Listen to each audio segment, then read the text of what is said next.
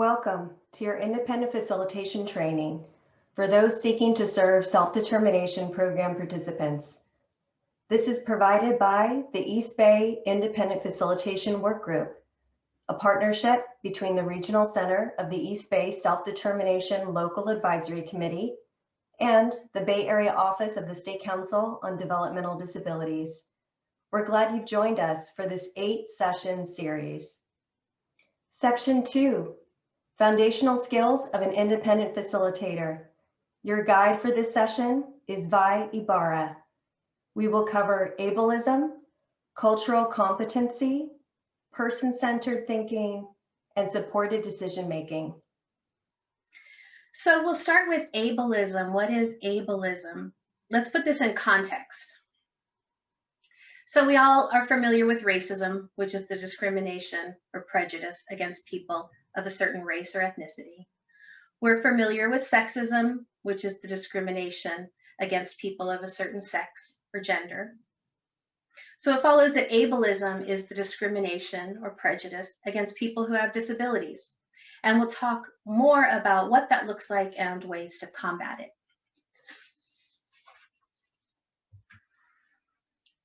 So we can think about ableism existing on 3 levels, and we'll have examples of each of these. The first is one's attitude and assumptions about people with various abilities. The second is in terms of physical access to spaces or resources. And the third is systems that are in place that cause oppression to this particular community. So people don't know what they don't know. I don't believe that people display or support ableism intentionally, but none of us are perfect. So these next few slides here are just an opportunity to learn better so that we can do better as we think about our words and our actions.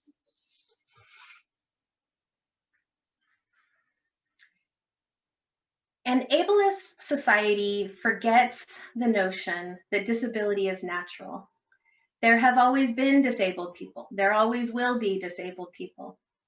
Some disabilities are temporary, like recovering from a hip surgery. Some are acquired later in life, perhaps as a result of an accident or an illness. And some people are simply born with their disability. When we have an ableist view that is setting the standard of normal living, we create a world in which it only serves the non-disabled, and it discriminates against those with differences in their abilities that are outside of whatever we consider to be normal.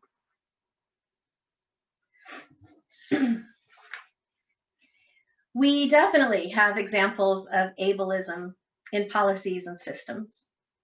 At some point in the past, kids with significant disabilities could be refused admittance to school.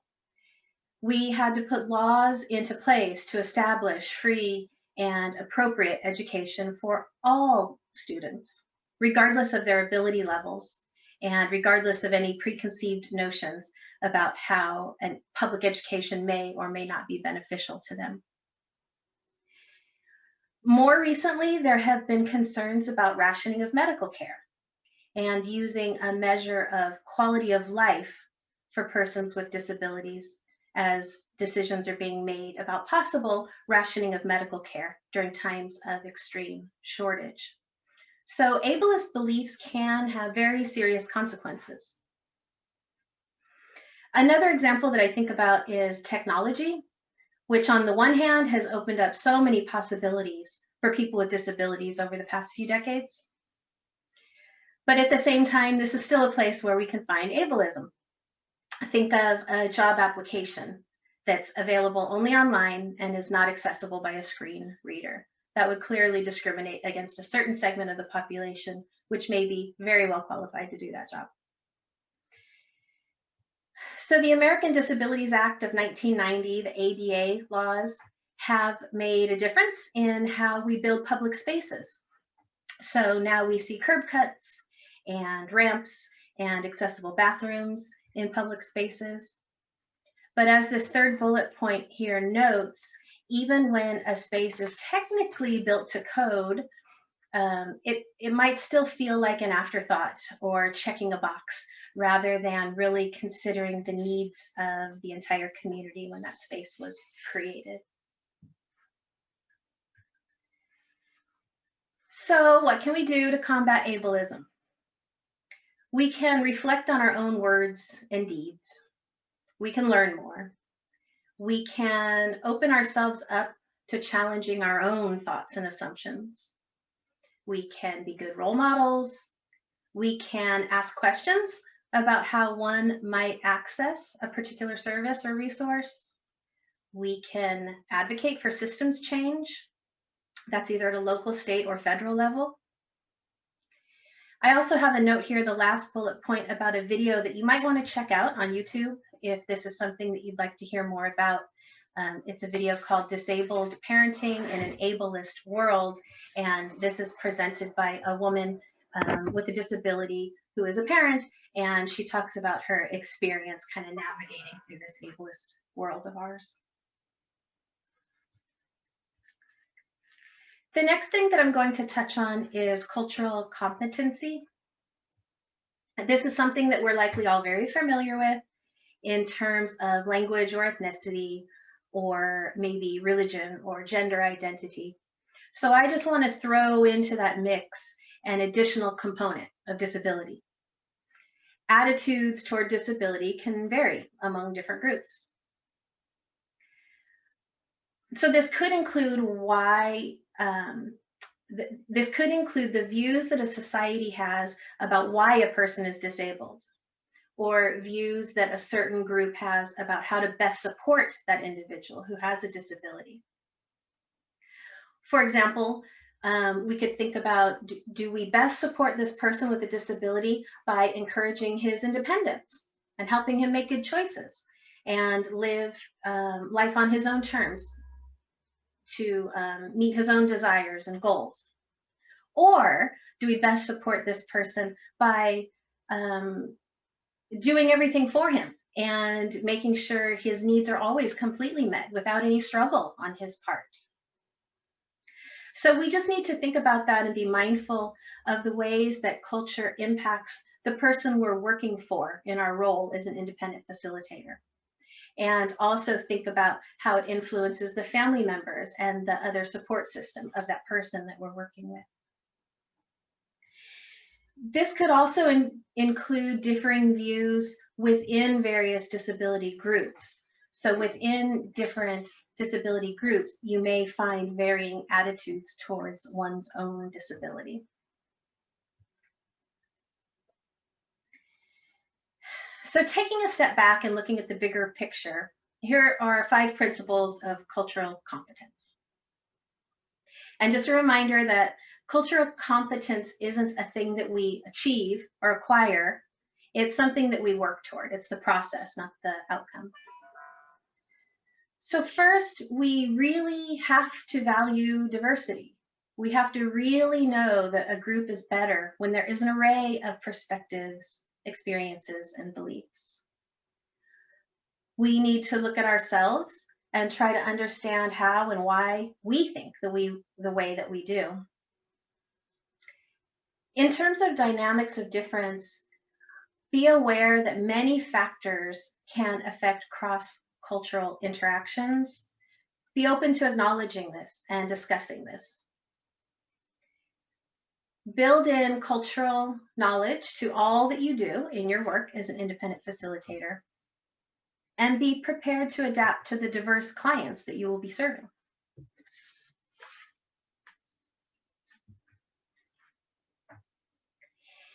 In terms of how we communicate with other people, first I want to talk a little bit about the way we talk. And so what's great about doing a presentation like this in person versus this sort of recorded approach is that a presenter can get immediate feedback when we present in person. And I created this slide with this first bullet point of using person-first language, and I was presenting this in front of a live group of people. And when I got to this point, it was very promptly brought to my attention that not all folks with disabilities prefer this person-first language. The example that was given to me was that some people refer to themselves as autistic, whereas others prefer person with autism. I think that person-first language is for sure a good first step, but be sure to be open to the language that your client is most comfortable with. And certainly if there's any doubt, just ask them what they prefer. In regard to that second bullet point there is a disability rights activist by the name of Stella Young, and she talks more about this portrayal of people with disabilities as extra courageous, brave, superhuman. She talks about this as objectifying a group of people for the benefit of another group of people. Personally, I think that portraying people with disabilities as inspirational solely on the basis of their disability is dismissive of what their actual role in the world is. That might be something that you might want to look to a little bit more on your own to understand more that approach by Stella Young and the work that she's doing. So the other side of communication, in addition to the way we talk, is the way we listen. So we need to be aware of all the various ways that people communicate using or including gestures, behavior, technology, both high-tech and low-tech. And this slide has another example of me overgeneralizing. I was told by a colleague with a significant speech impediment that she appreciates when somebody finishes her sentence if they think that they know what she is saying. She is quick to tell you if you got it wrong, but she doesn't mind you making that attempt to help her get through a sentence, which admittedly takes a lot of effort on her part to get through. So this is another one where it's a good idea to simply ask the person that you're communicating with if they would like you to hang back, if they would like you to jump in. I will still stand behind my note here to paraphrase what you think you heard to check for understanding. I do think that that is a good way to just make sure that we're really listening actively and accurately to whoever we're listening to. I also find it's never a bad idea just to allow for a little more patience with communicating with people who have different communication strategies than your own. So next we're moving on to person-centered thinking. Again, this is another philosophy that requires so much more than I can get into during this brief training. And I do want to point out that person-centered thinking is a philosophy or an attitude toward the service that you're providing your client. This philosophy is also built in, it's a cornerstone of self-determination, the Lanterman Act, and the Home and Community-Based Services Final Rule.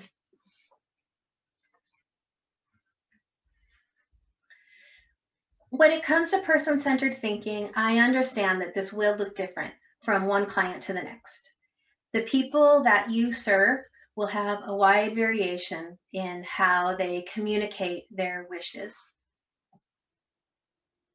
Some of your clients will present to you a written document of how they want things to go, what they want their services to look like, what they want your role to be, etc. Some will not communicate in that same clear way. You will have folks who are just communicating sort of at a different level from a different place. And we need to remember that behavior is communication and that we can understand a person's desires and wishes in some ways, even if they're not able to articulate it in some spoken way or written way. So your client should choose who is involved in their day-to-day life. Their preferences of how they want to live should drive the team to find solutions to meet those desires.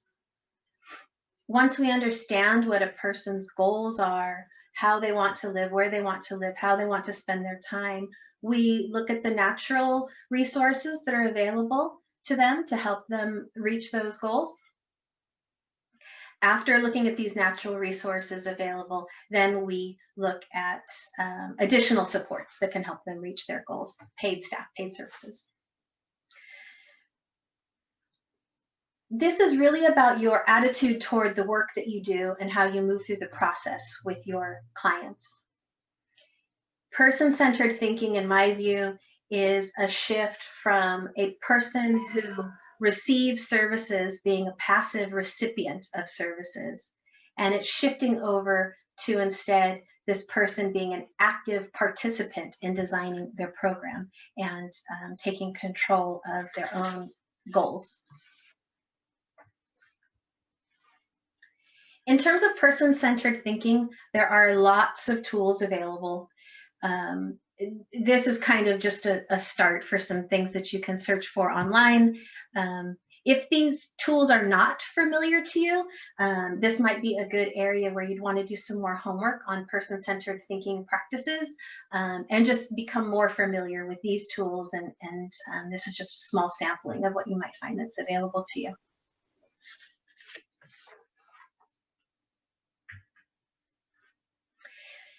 Next, I'm going to talk a little bit about supported decision-making. So supported decision-making is something that most of us do, probably without realizing the process and very likely without formalizing the process. This is really having supporters in certain areas of one's life. I think of these supporters as trusted advisors. They can be friends or family members or professionals. These supporters help a person understand the choice that they're making. These supporters help a person understand the different factors that are involved in a decision, understand what the different possible outcomes might be, what the various trade-offs might be from one decision to the next. But the person served is the one who's actually making the decision. So the notion here is that people might need extra help in making a decision, but when given the right help, the right tools, they're able to make their own decisions. So to illustrate this, like I said, most of us do this without kind of, naming it as supported decision-making. But let's just think about if you have a decision that you need to make and it's out of your scope of experience or knowledge. You might reach out to folks who help you. So if you need to make a financial decision, you might reach out to one particular friend that you're comfortable discussing financial things with and that you know is good at making financial decisions. This one particular friend that you're going to go to for advice on these financial decisions might not be the same person that you'd reach out to for dating advice, or might not be the same person that you'd reach out to for career advice.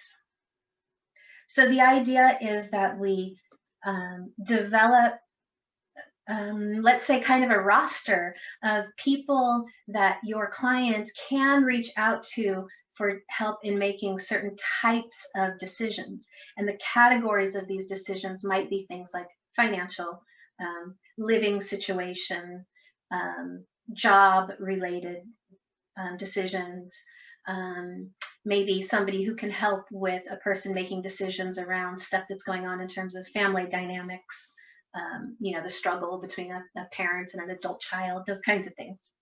So supported decision-making, if it's done as this kind of formal process, it will result in a document that is kind of this roster that identifies who the various people are that an individual can reach out to for certain kinds of support around making a more informed decision for themselves. Some states recognize supported decision-making documents. California is not one of those states. However, I think that it's still a useful tool and something for us to think about as an additional way to support the clients that we're serving in making their own decisions for themselves. So again, this is going to be another one where this actually looks different from one client to the next, but just here are some ideas to consider. What's on your screen here are all examples of ways to help a person understand information so that they're making their best choices.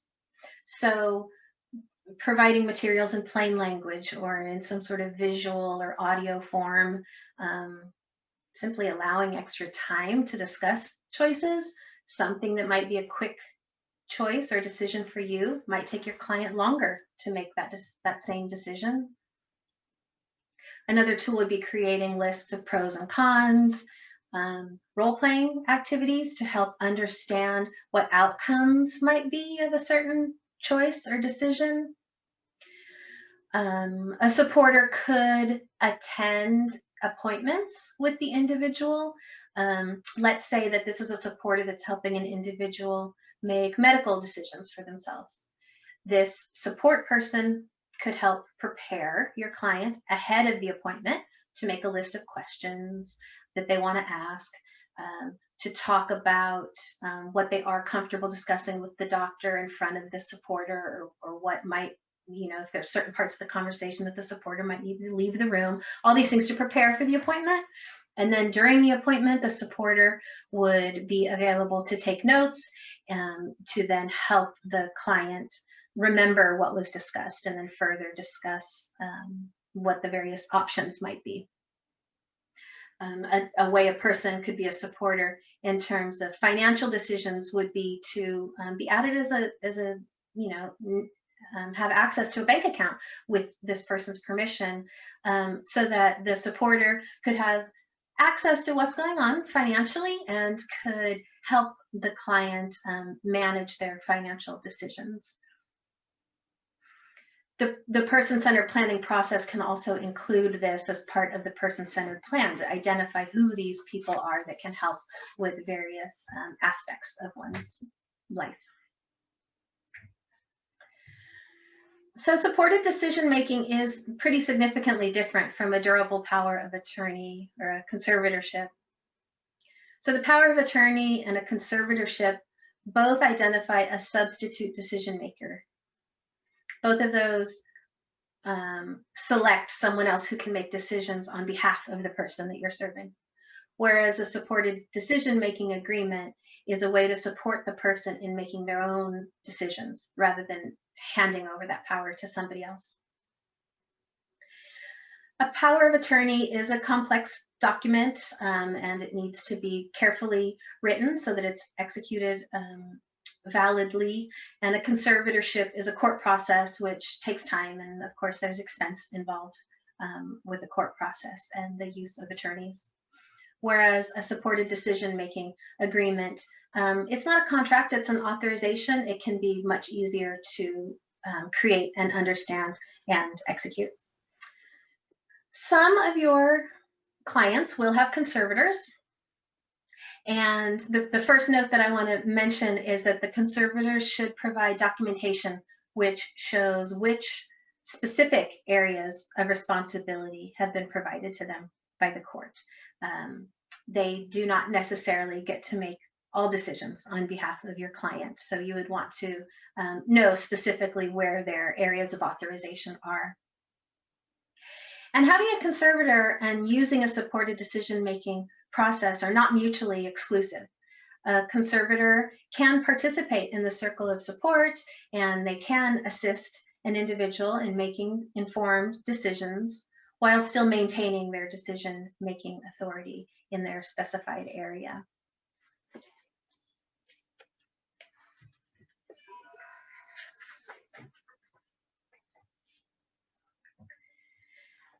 So that brings us here to our end, and just a last check-in in reviewing what we've covered. So we touched in briefly on ableism and put that into context with all the other isms, and we're reminded that disability rights are civil rights. We checked in on cultural competency. We talked about the way we ourselves talk, the way we communicate, and also the way we listen. We talked about person-centered thinking, which is a philosophy. It's a process, not an outcome, and that there are tons of tools available to support that work that you'll do. And then finally, we talked about supported decision-making as a way to maintain decision-making authority with the person with the disability, rather than turning that over to someone else. So as we wrap up here, I want to thank you for your attending this training and your interest and passion for independent facilitation and supporting individuals. And I thank you for your time today.